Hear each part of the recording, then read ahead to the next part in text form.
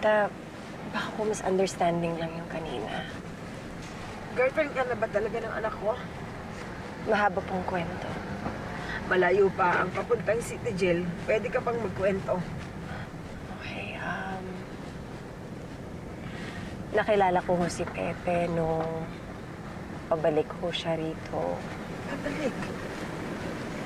Ilang linggo lang yan. Ilang linggo lang eh.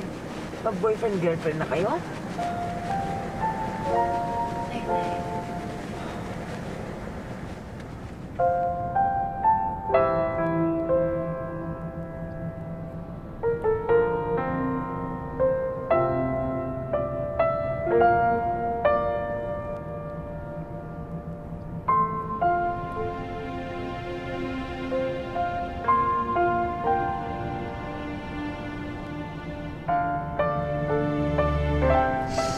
Sana wala masamang mangyari sa anak ko. Sinabi ko naman sa inyo, sinagot ko na lahat ng mga tanong ng pulis nung isang linggo pa. Dalawa kami ni Papa. Dumating kami sa bahay nung mga oras na yon at pagkatapos, umalis na rin kami pareho. Pumasok siya ako, pinuntahan ko yung girlfriend ko.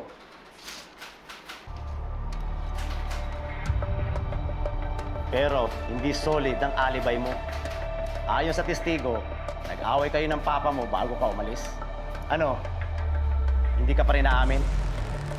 Pero circumstantial yan, naintindihan mo ba? Tapos kakasuhan niyo ako. Asan na abogado ko?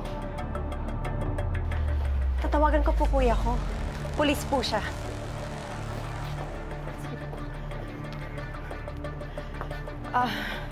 Kailangan kong makita ang anak ko.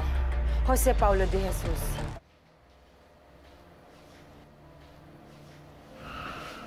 Kala hindi naman siguro totoo yun.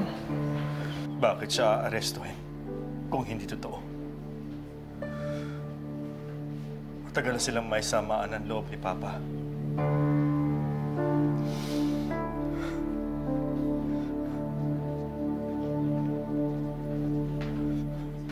Magkano daw ang bail? Parricide ang kinaso sa akin.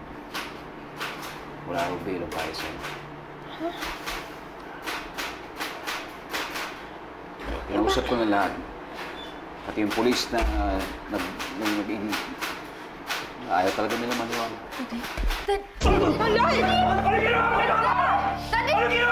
Daddy! Aminin mo na! Daddy, tama na. Ikaw pumunti kay Mama, ano? Ikaw! Hindi ka lang saan bumalik dito! Hindi naman nagkagawin mo!